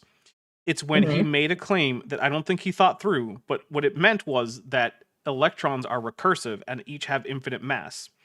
Because he said that an electron is made of a muon, which by the way already has more mass than an electron, a lot more. And an electron, which is already in the electron, which means it's recursive, which means that an electron is actually made of infinite muons. Which means that it has how much mass? Infinite mass. Infinite mass. Yes, every electron has infinite mass, everybody. So that would mean every electron would be a massive particle that exists at the speed of light. No, it couldn't exist at the speed of light because it would be infinite mass instead of no mass. But at the speed of light, you have infinite mass. So if electrons have infinite mass, which we agree is impossible, but somehow electrons have it. Well, it's not that you have infinite mass. It's that as you approach the speed of light, your inertial mass approaches infinity. Yes. Asymptotically. But if you have infinite mass, what would prevent you from going the speed of light? Well, that's one of the problems, right? Because now we're at already a singularity, just one that we have never considered in terms of physics, as far as I know. So, like, it's not clear what would happen to anything. Yeah. So I'm being silly. Yeah.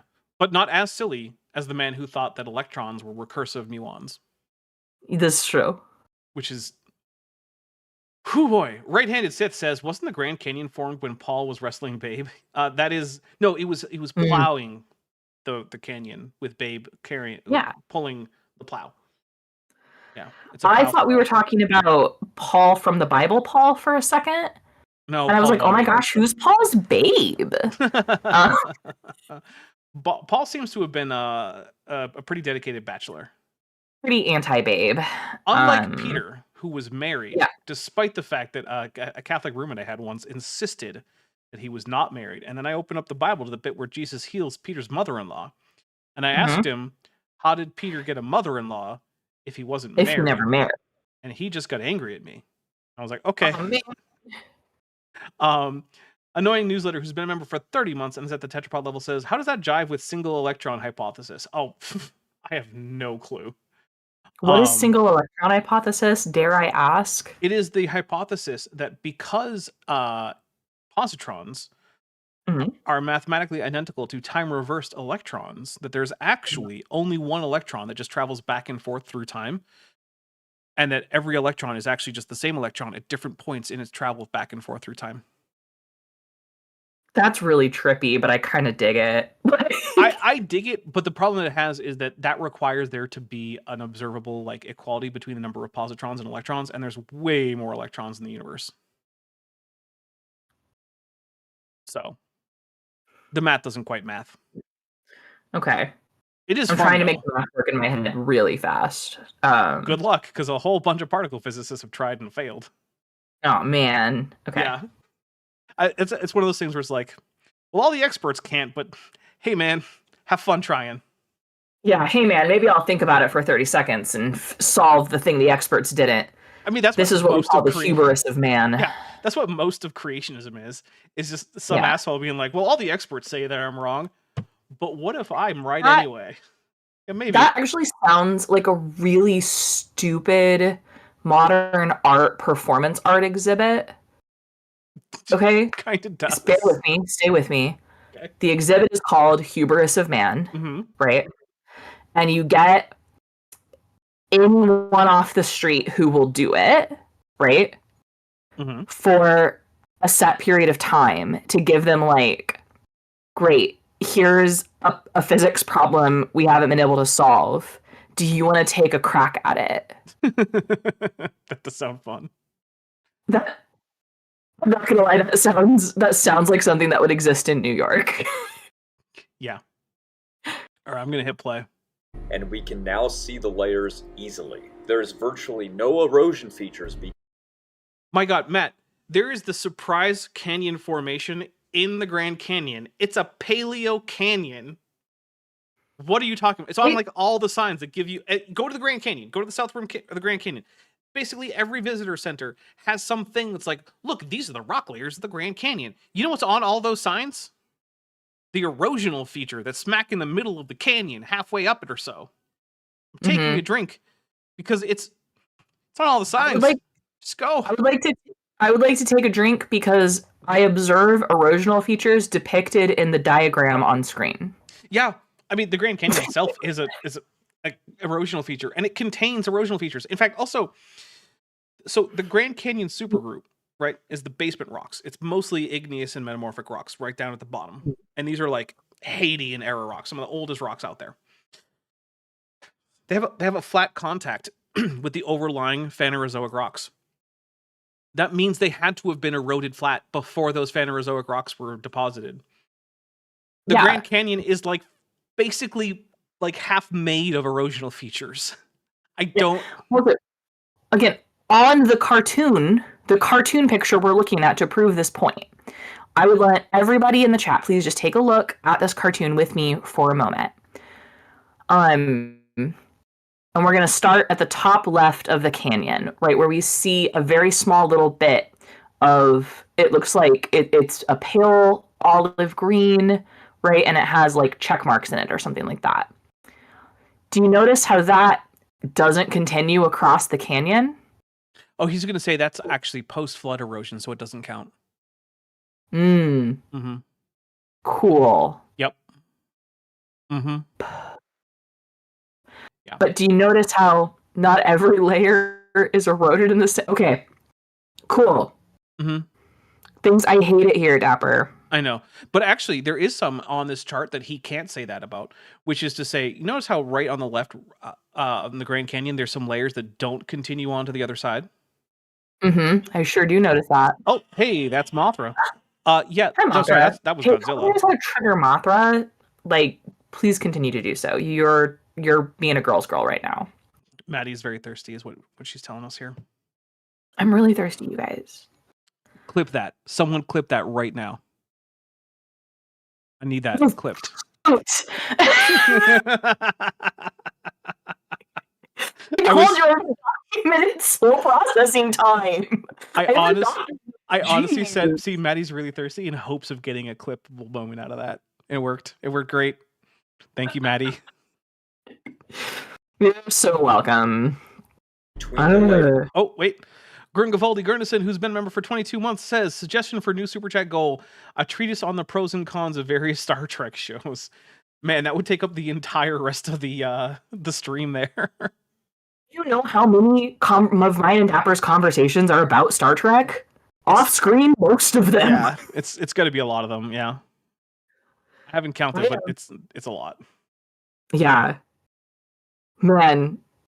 Sometimes I feel like people forget that I talk to my guests and co-hosts outside of YouTube. Well, and we've been doing this since how long? It's been years. Years, right? Yeah, that's like, yeah, we chat. Yeah. We're buds. Yeah. I've run D&D for you. You've run Power Rangers and Star Trek for me. Mm-hmm. Yep. Have you run D&D for me? I don't think so. Oh. Part of that though is that I'm not doing much D&D lately because I'm trying to avoid Wizards of the Coast as much as possible. That's fair. Yeah. When they are inspected. Also, you will notice layers have eroded flat. Yeah, Matt, that's what happens. It's called a planation process, and it is itself an erosional process. Okay. Everybody, I want you to imagine, I want you to picture in your brain that you have a really good stick. You found a really good stick, okay? And you took it home, and you like got the bark off of it, and then you got some sandpaper, and you rubbed the sandpaper on your really good stick, okay? Did the stick get flatter? Yeah. Congratulations, you understand erosion better than Rob. Mm-hmm. Yep. Flat is not how ecosystems exist. Yeah, but it's how they erode, Matt. It's what happens. I'm taking a drink. Yes, when there's no channelizing forces, there's other forces that cause planation, which means they flatten out the landscape. I'm taking a drink. Yep. If there hadn't Before been anybody erosion, says anything, I did realize that my stick analogy was veering into bad places in the middle of it, and that's kind of why I abandoned it. Well, I was noticing that if you had said most things other than sandpaper, it could have gone into an interesting place. Yeah, I realized the corner I was talking myself into, and I was backing out of it as fast as I could. Good job. I mean, I also wasn't going to bring up that fact, but then you did, so thanks. But then I did, because it's funny when I don't notice things. So another thing is it for the comedy, you see. Thank you. So another thing is, if there had not been erosion, the opposite of that would be continuous, even if perhaps slow deposition, which means that we wouldn't get a defined layer. We just get a slow transition from one type of sediment to another, which is also exactly what we don't see. When you have when you have an abrupt transition from one kind of deposition to another, that indicates that there was a big change. And what helps with that is if there's an erosional period between them. Shocking. Yeah, he's basically just looking at a bunch of erosional features and saying, yeah, but what if not, though? Yeah, like, nope, no erosion here. We find no fossils of death in pre-flood rock layers. No fossils of what? Of death, which I guess just means fossils. First of all, what Matt, does that? Just fossils. Okay. Because fossils are dead things. Fossils are dead things. You can't be a living fossil. Technically, no. Even though people call some things living fossils. But also... Yeah, like the Senate. First of all, Matt already said that we do find fossils below the flood layers because he said that stromatolites were found in pre-flood rocks. So, I'm just going to take a drink for Raw Matt disagreeing with Raw Matt. Raw Matt? Mm-hmm. Good job, buddy. That was within less than 2 minutes that you disagree with yourself, Matt. Astonishing. It's amazing. Because no catastrophic event took place to preserve them. Then how'd they get there? The ones you say are there. Get there. Yeah. Also, the only catastrophic event that's ever happened anywhere on planet Earth at any time ever was a singular flood event. This is from the bottom of the Grand Canyon, which I want to point out again. The only way to get the bent layers that then smooth flat horizontally is if there's uplift followed by extensive erosion. So the very surface of that bottom rock, that red rock that Matt is showing you, was in fact eroded long before the canyon was carved. Yeah, that's what's going on there. It's only when we get to the great unconformity that life is visible in the fossil record.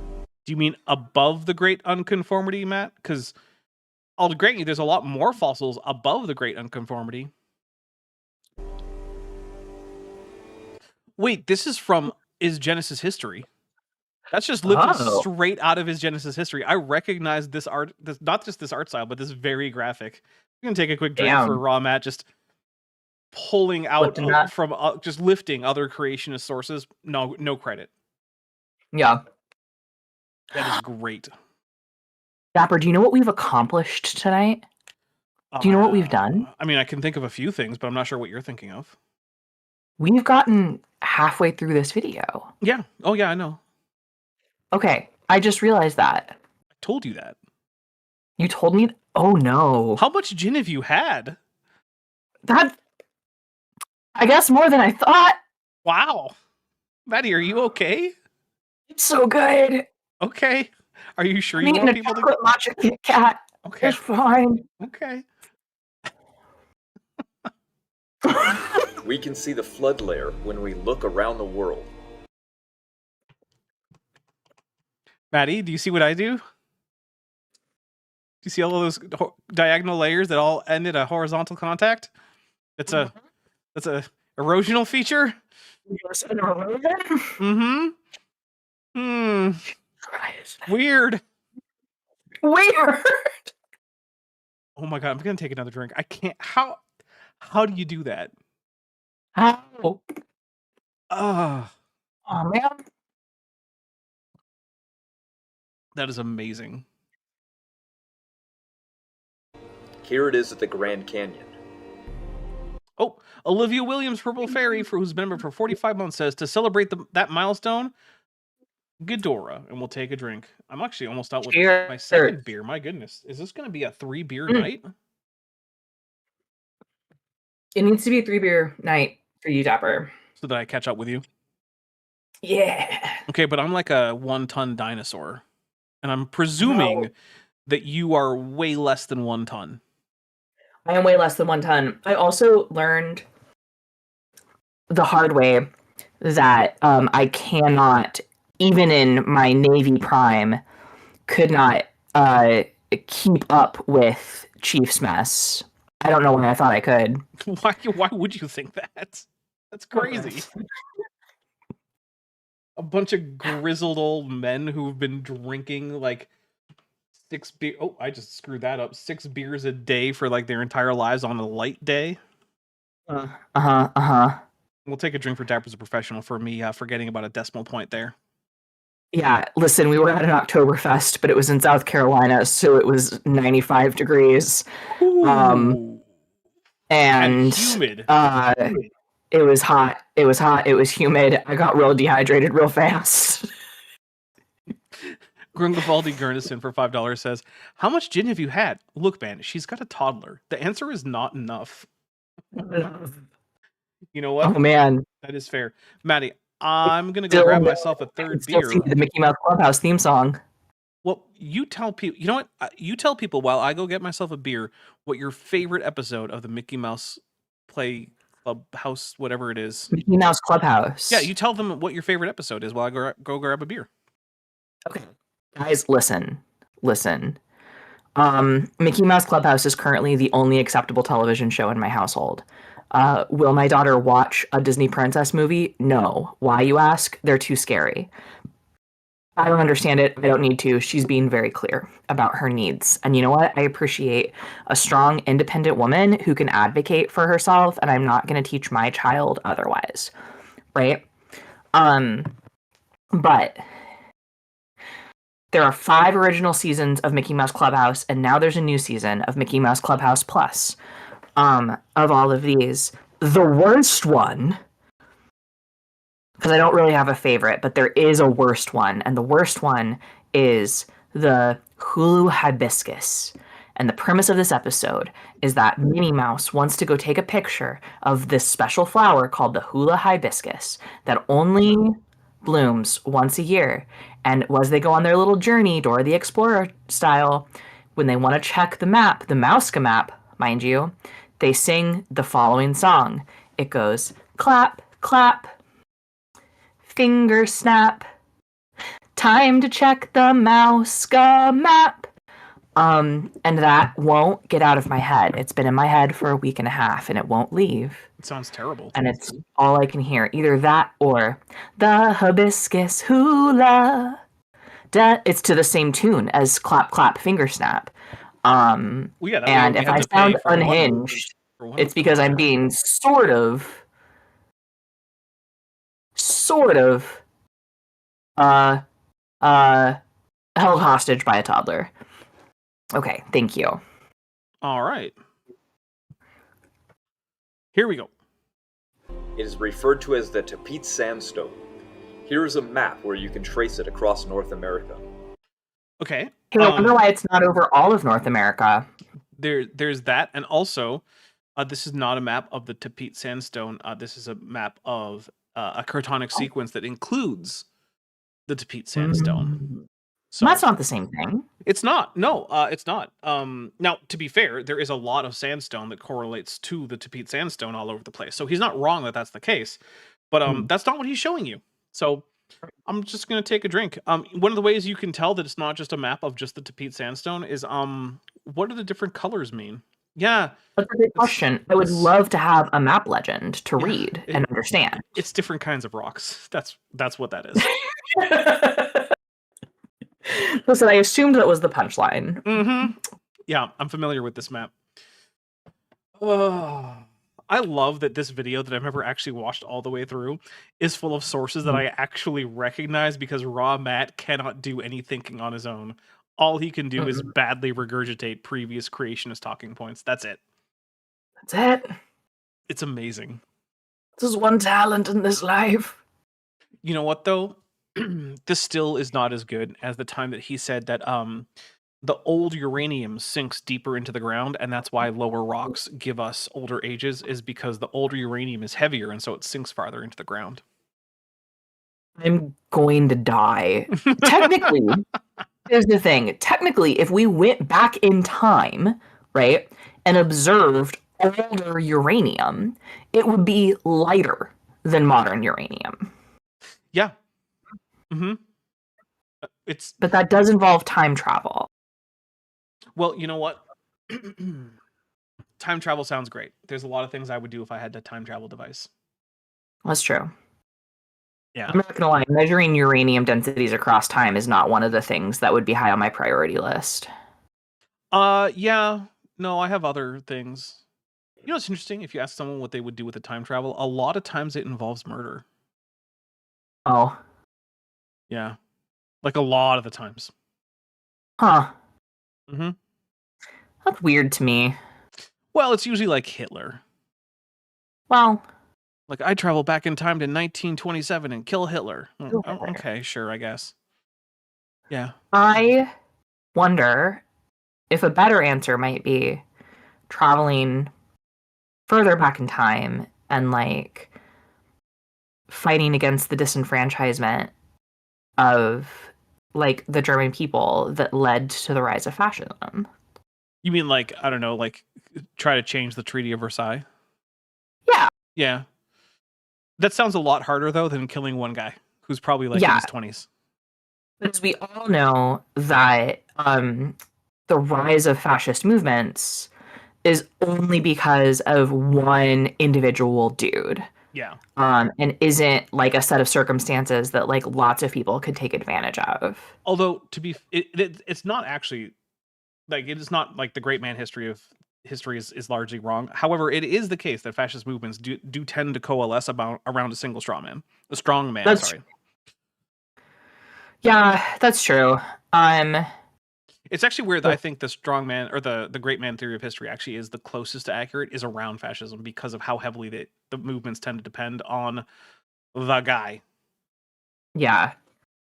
You do have to have like a lot of charisma, I think, to convince people that like the bad guy is actually your neighbor who's struggling more than you. Yeah, that is a tough one. That's a tough sell in my brain. Yeah, it's all those people who were doing less than minimum wage work as like dish cleaners. They're the real problem. Definitely not the farm guy who's workers. been mentioned more times in association with pedophilia than God is mentioned in the Bible. Harry Potter in Harry Potter. Yeah. Definitely not that. So, what do the rock layers show? I'm just going to brace myself for a second. Okay. Yeah. All right, here we go. We're going to see what the rock layers show. Ocean waters flooded over all the continents. Nope. They show sea transgressions, which is a low energy event over a long period. A flood is a high energy event over a short period, and we can tell the difference between the types of rocks they lay down. And the rocks you're talking about, not flood rocks. Wild. Evidence for this is obvious in that there are marine fossils on the top of all mountains on Earth. Oh no. A, not true. That's Not just true. not true. I'm gonna take a drink. B, Yeah. most mountains were pushed up from the sea bottom under both of our models here, Matt. So about to that say- doesn't mean anything. Yeah. Matt, how do mountains form? Sweetie pie? Yeah. Little buddy? You know what? I'm gonna take a second drink. That was really dumb, and it's my third. That was beer. really I bad. can do what I want. That's really bad. Hey, you know how we can measure mountain movement by year with GPS? Wait, not with rulers? Not with rulers, with GPS. Okay. We can measure which mountain ranges are currently like rising and at what rates, and then you can, reasonably extrapolate that back in time. Yeah, it's almost like we know stuff. God, That sounds wrong. that sounds wrong. Olivia Williams, is it Pixie Purple? Is that what it follows after that? I'm sorry, my thing is being Purple Fairy. That's what it is. Pixie Purple and Olivia Williams, not the same person. Look, I'm sorry. YouTube likes to cut off names, and the viewer activity where I can see the full name is unreliable. But anyway, Olivia Williams, Purple Fairy for $6.99 Beaver Bucks says, I don't understand how all people. I don't understand at all how people can think Trump has any charisma. But here we are, Ghidorah. Well, first I'll take a drink for the Ghidorah, and I'll tell you the answer. Cheers He for has Ghidorah. the charisma of saying the quiet part out loud to a bunch of racists. Mm-hmm. Yep. Because for a very long time, Republicans would say things like, oh, we need welfare reform. And what the subtext was there, the dog whistle they're giving to all the racists is, we need to make sure that the things that are making life easier for black people go away. Mm-hmm. And sure, it would also make times harder for some of the poor white people, but that's not their base, so they don't care. Or they would say things like, oh, we need to get the drugs off the street. And that's code for, we need to, one, make sure that no one has time to have a good time who isn't rich. And two, we need to make sure that the black people get punished. Which is why we're going to have higher penalties for crack than for powder cocaine, even though crack is not any more dangerous. It's just cheaper, which means it's used by lower class people in terms of income class, which tend to predominantly be racial minorities in the United States. Mm-hmm. But Trump was just out there like, yeah, I think that that Mexicans are rapists and murderers. He said, as someone implicated in both. Yeah. There is widespread, rapidly deposited rock layers. These rock layers can be... Matt, actually, there are widespread, rapidly deposited rock layers, but there's more widespread, slowly deposited rock layers. And we can tell the approximate speed at which rock layers were deposited based on the characteristics of the deposition, as well as the grain size and like luster, I suppose, of the grains. We can tell these things. Mm-hmm. These are not mysteries that we have to wonder about. And hey, look, if you have your own sedimentation experiments that you would like to put forth as an alternate explanation, please present that data. See that data? Yeah. Similar to how I'd love to see any data around hydroplate theory. Yeah, you know what? I don't even need to see data. I would just like to see a theory around hydroplate theory, like a mathematical model of how this is supposed to work. Because we're not even at that point. The back of the napkin calculations in a sketch, right? Like, yeah. All right, I'm gonna let him finish like whatever sentence this is. And we're gonna start wrapping up here. Be traced all the way across continents and between them. This cool. All right, I don't have anything to add to that because you've already heard it. We're gonna get into fossil layers next time in roughly a month or so. Amazing. So, all right, Maddie, we've got What's up? 5 minutes. Take a few of them. Okay. Tell people what you Hi. got coming up. Hi, friends. Hello. You guys are great. Here's what I got coming up. I'm working pretty hard over on OK Roll. We're doing a bunch of filming, and we're definitely still finding our feet in that channel, but we're working towards being able to sort of like release our videos more on like a regular schedule. I'm gonna have a Patreon open up over there soon. When next time we start releasing a series, is when we're gonna release the Patreon, and it'll get you stuff like actually some free merch, some like stickers and stuff, discount codes to some of the like random games I write, access to like the game resources I developed for the different stuff, and just that kind of thing. That's coming out soon. I still have plans for Science Side Up. I've got stuff I want to work on over there. But that's down the line. Because I'm applying for big girl jobs and I would like some stability. But anywho, hey, the next time you're gonna see my face, cheers, is gonna be in theory this Friday. Because I'm gonna be playing Commander Gloriana Dulas in Star Trek. And then I'm going to be on Jillian Wren's channel. It should be a week from tomorrow.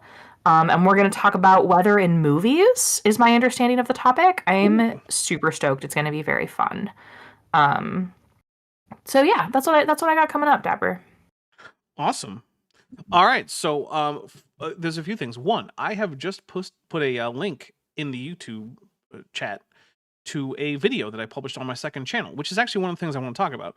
Because as Maddie said, we have that coming up. And I was also thinking that I might gauge interest in a separate Patreon for that channel that would involve like behind the scenes stuff for the channel.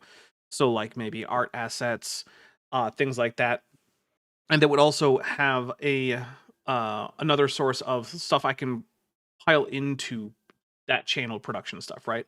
Because that money primarily goes towards things like getting additional books for the TTRPGs that we're playing, or things like that, right? Like I'm starting up I'm actually in pre-production really for a little mini series over there that's going to be a horror series, and I am currently waiting for some stuff to get to me in terms of like physical media that's going to assist with that, in terms of like books and dice and things like that. So I'm going to be more formally asking if people will be interested in that later.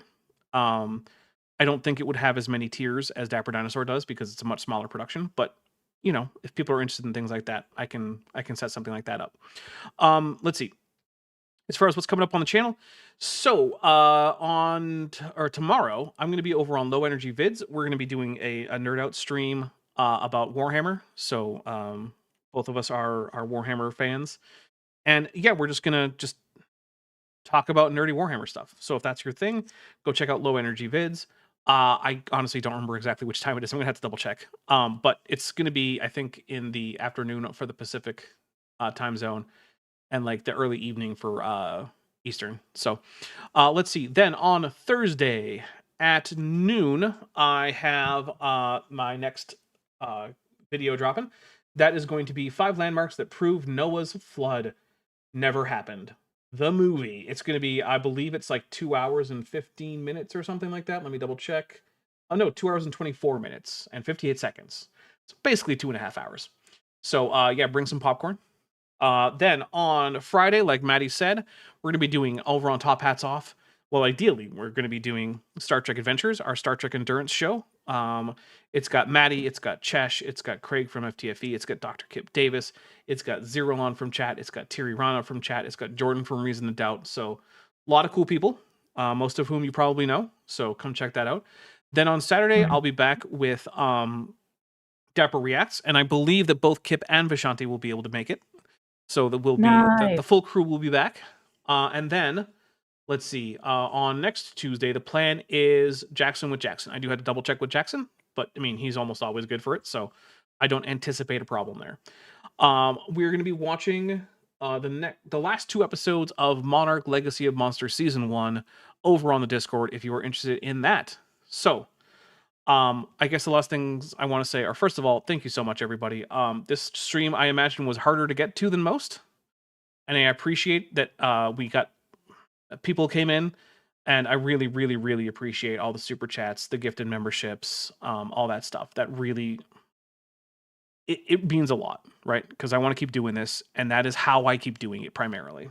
So, yeah. Other than that, ice must be abolished. Hey, before you leave, I just want to take a second to thank my patrons and channel members, especially those pledging $20 or above. Siloof, Benthovend, Tapioca Weasel, Sphincter of Doom, Regios, Landon, Ian Chen, Eleron Teller, Phil Ravara, Kelvin Brostok von Mennen, David Hercules, Joshua Geese, Pegajace, The Plastic Mouse, Arrow Dodger, Gordon Love Science, Ember Athelian, Prixie Purple, Agricola Siqua, Me, Myself, and I, Edwin M., Kenneth Swenson, Lance Hall, and John Ackerman. It's because of my channel members and patrons whom you're seeing on screen that this channel can stay afloat. Without you, it would all shut down. If you want to join the team, there's a link to join the channel below this video, and there's a link to join the Patreon in the description. On the Patreon, you can get a 15% discount for pledging annually, and either way, you get early access to virtually all of my scripted videos months before they come out for the general public. Thanks for watching.